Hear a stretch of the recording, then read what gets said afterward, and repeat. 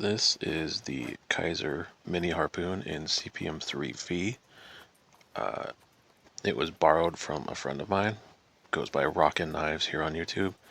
And this knife has a little bit of an interesting story, which we will get into as this video progresses. But as you just saw there, ran into what I would say my only real issue with this particular blade is, and that is the heel of the knife is both a quite acute point and it is sharp, and there's no real ricasso or anything to prevent you from stabbing your own finger. And yeah, this is all sped up now, but on the original cut I went back to see when I could notice the blood from my finger actually coming out, and that was about 55 seconds into cutting this cardboard, so it happened almost immediately. And that's really the only major flaw I ever had. Now, the reason Rockin' Knives lent me this knife for about 2 weeks is that he tested it, and then after his test, he tried to sharpen the knife multiple times, I think 2 to 3 times or so, using different stones and stuff like that. He wasn't really getting any of the results he was looking for, and he felt like the edge was doing some weird stuff, and he wasn't quite getting it sharp to the level that he wanted. So, I was asking him about it, and he basically let me borrow it to see what I could do about it. Now, by the time that I got a hold of it and I put my first edge on it, I sharpened this knife about 3 times as well. But when I put my first edge on it, everything worked just fine. It got plenty sharp, no problems there. And I decided that I'm going to do more of like a stress test on the edge and try to see what that can do, because this isn't necessarily an edge retention test.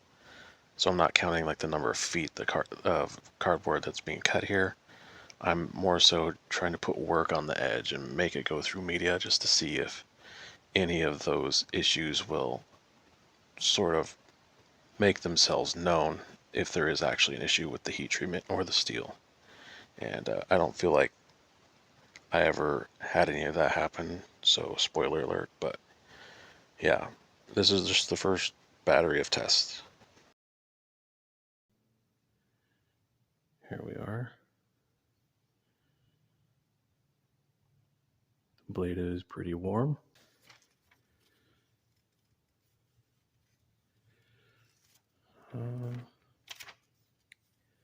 No significant rolling or chipping that I can feel. It does feel kind of plateaued though.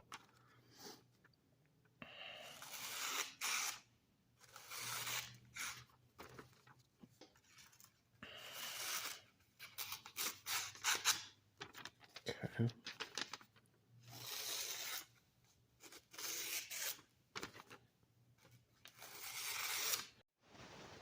So throughout the day, the only thing I ever did to try to maintain the edge or bring it back was strop on this homemade strop here, loaded with Bark River diamond emulsion, about 4,000 or 8,000 grit. I don't remember which one it was, but I just wanted to see if it would come back with a quick strop.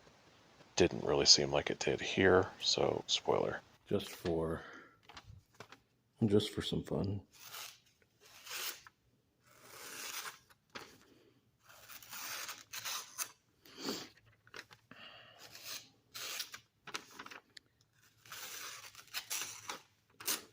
Nope, but given everything that it's done, I'd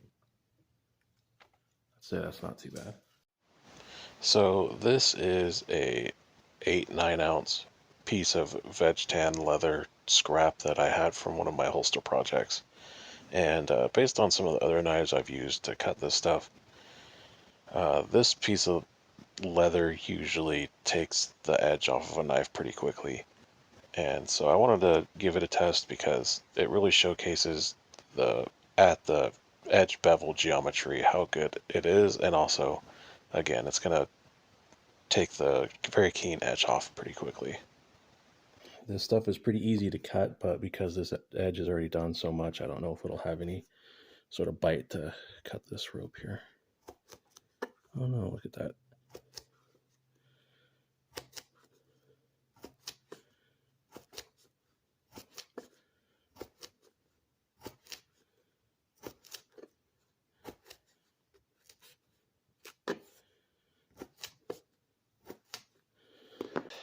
I have this Safariland leather duty belt.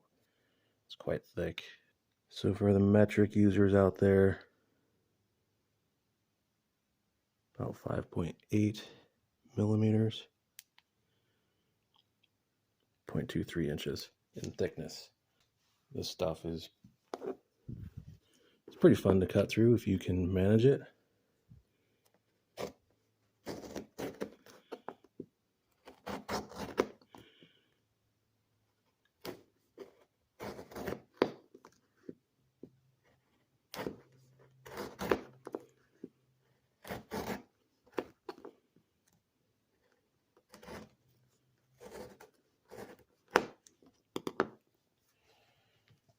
Right, let's put that over there. I'll cut these into smaller chunks because that's what I've done before with other knives.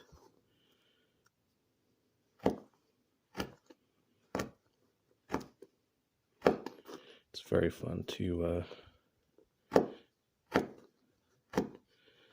dice this belt up, actually.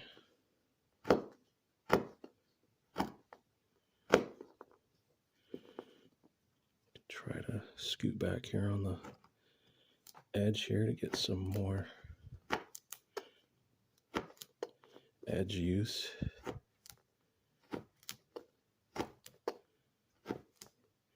And again, this isn't about how many passes it's made through each piece of material. It's just, I want to put some use on the edge, some use on the knife, see what its geometry is like.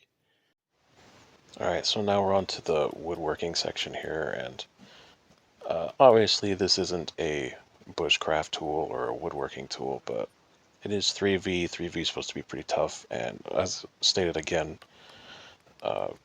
Rockin' Knives had some issues with the edge, and some of these wood process tasks that I'm going to put it through would actually bring out any of those issues if it's still occurring. Quick note about this particular piece of wood that I'm batoning right here. This is the same piece of wood that is in Rocket Knives video, so it's actually gone through this piece multiple times. I'm about to pull the knife out here though, because I noticed that there's a knot at the bottom. I'll show you when I take it out. There it is. I have full confidence that that knife probably would have went through that knot just fine, but once again, this isn't my knife, so I didn't want to warp it or break it or do anything like that, so I chose to take it out. Doing a couple stabs here just mainly to see how the handle handles this and to see if I'd slip on it, and yep, sure enough I did. If I wasn't wearing these gloves here, my pinky would probably have the same little nick that my index finger has, because I was sliding on it quite a bit. So processing down this piece of like kindling or whatever, this knife did pretty good at this. It has pretty good geometry. The only problem, at least for this task, is that it's just small. And I kind of haven't really brought up size comparison to anything, so that's just not going to happen. But what I will say is that if you're looking at this knife, especially on video, because I've done this before with other knives, it can never really be accurately represented because your hands may be bigger or smaller than mine, and so your frame of reference is totally going to be all over the place.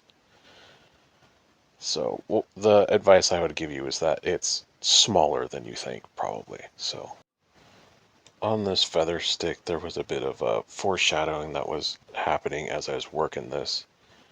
Not that I'm like grandmaster at feather sticking, but as you plane wood down, it gets a little bit more dense and it gets harder to get a good bite into the wood. And what happened there was, because the edge has already done so much and it's lost that initial little bite that, you know, a fresh edge would have, it became harder and harder to get a good, you know, strip or a piece of feather stick, I guess, for lack of a better word. It was getting harder and harder, and I would see that later on when I'm doing this tri-stick sort of thing. I'm not doing a full tri-stick. I'm gonna skip quite a few skills, but I wanted to do at least some, finer woodworking and whittling type tasks because once again, the initial report from Rocket Knives was that he had some sort of issue with the edge and it not necessarily kind of holding up once he started sharpening it. So with these scooping and scraping motions that you make when you're trying to do these notches, that's going to put a lot of stress on the very apex. And I figured that that would take out or that would showcase any issues if that was still occurring. So far in use, I do have to say that the knife has performed quite well, actually. It is a comfortable handle. The handle's pretty much straight. There's not really any texture to speak of, but for the most part, it is a comfortable handle, and the blade shape's pretty good. The only real drawbacks I've ever had with this as I was using it was the heel issue, which is definitely a big issue for me, and that it's smaller than I'm used to, so those are the only real drawbacks that I ever had. Uh, in terms of the sheath is pretty good. Uh, they made it out of 60 thousandths Kydex, so it's like the thinnest stuff that you can get, but it has decent retention. It could be better, but I like that they have a good thumb push off, and it's pretty small and minimalistic. Comes with this knockoff Chinese combat loop. Combat loop is similar to a tack lock, but they work differently. And it comes with one of those, and it's just, for me, it's too big for how small the knife is, and I wouldn't carry it on my belt in this sort of setup. Uh, the way I would carry this is you got your neck knife option, which I don't really like, or this, which is on my seal pup, which is a Tegris soft loop with a pull the dot fastener. That can get you to get inside the waistband, and you can even sort of tuck with something like that, or you could just get like a tuckable strut and then mount a soft loop on there. And that's probably more how I would carry this, or just put a soft loop on it. Way lighter, way less bulky. Anyway, moving on. So this is going to be the final notch, I guess you could say, that I'm going to work on. And this is also where the stick got the thickest. And, it was kind of hot that day, and I don't know if you can tell by my complexion, but I'm pretty much like a vampire and I melt in the sun, so the sun and I have like a disagreement about who should be existing in this specific moment, so I kind of wanted to just get it done and over with. And again, this is where it really started becoming apparent that, well, the knife could still do stuff and can still cut stuff. I'm not really getting a really good bite, so I'm having to really work on this piece of wood to get it to the thickness that I want it to be, but I end up just leaving it way thicker than I normally would. See, my hand is actually hurting some grip on the knife so much, but I leave it kind of thick and just decide to just drill the hole anyway. Because, in the end, this is CPM 3V. It's supposed to be really tough. The tip is not super fine. It's fairly pointy, but it's not like amazingly fine, so I decided to just bonsai drill the hole coming up here soon. But I probably should have gone thinner, but again, it was just kind of being a pain in the butt.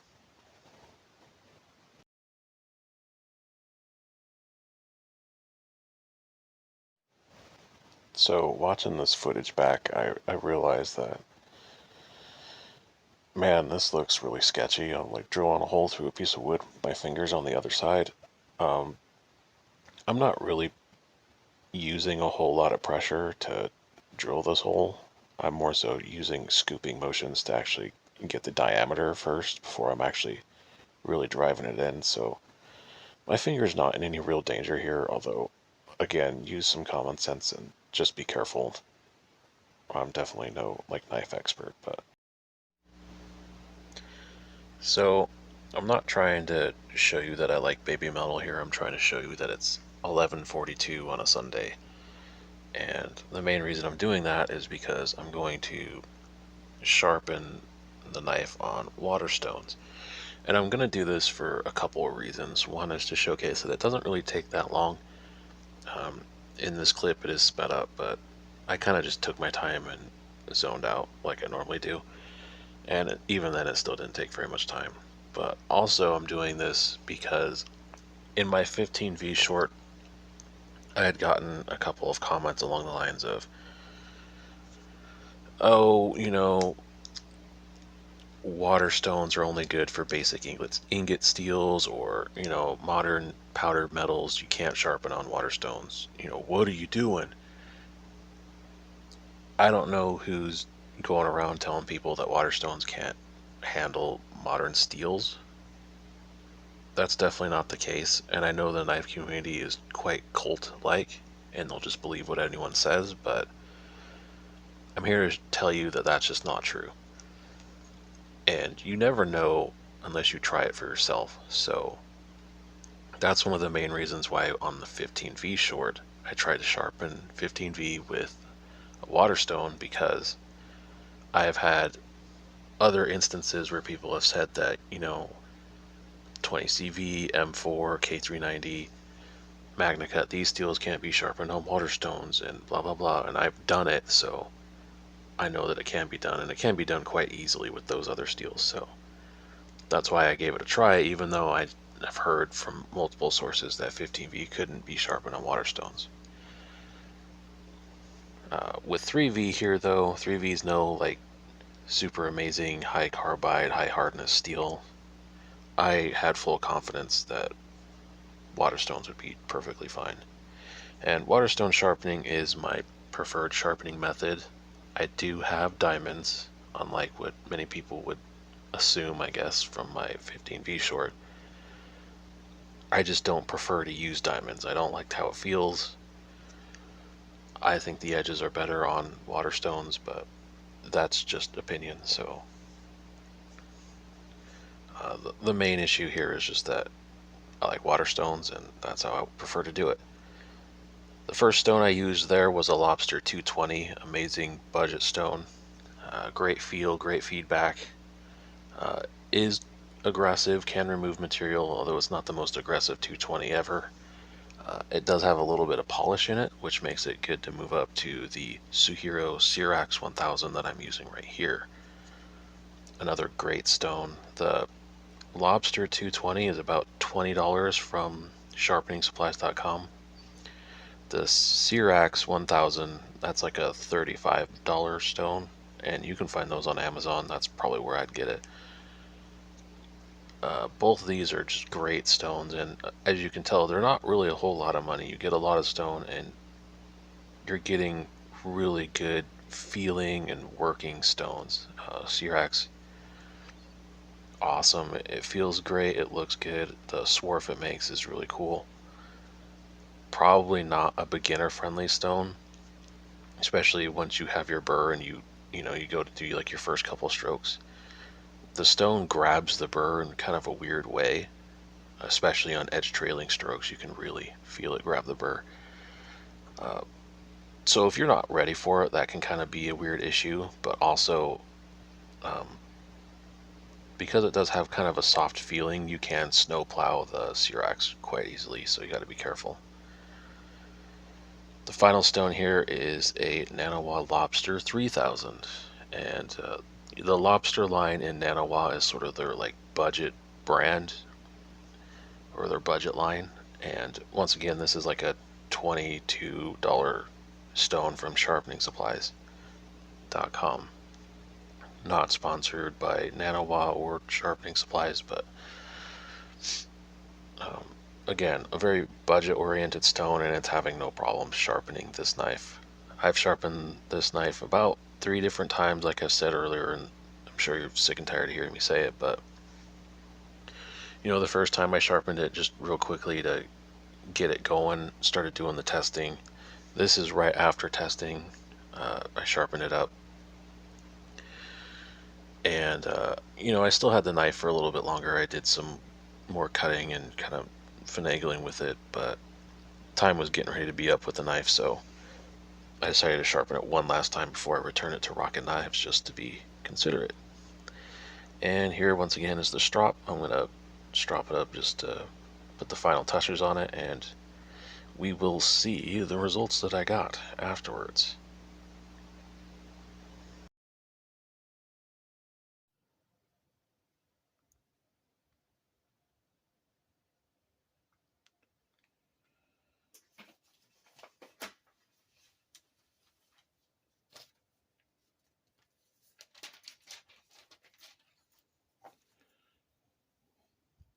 No diamonds needed here. So much for the whole, you need diamond stones for anything that's not a basic ingot steel.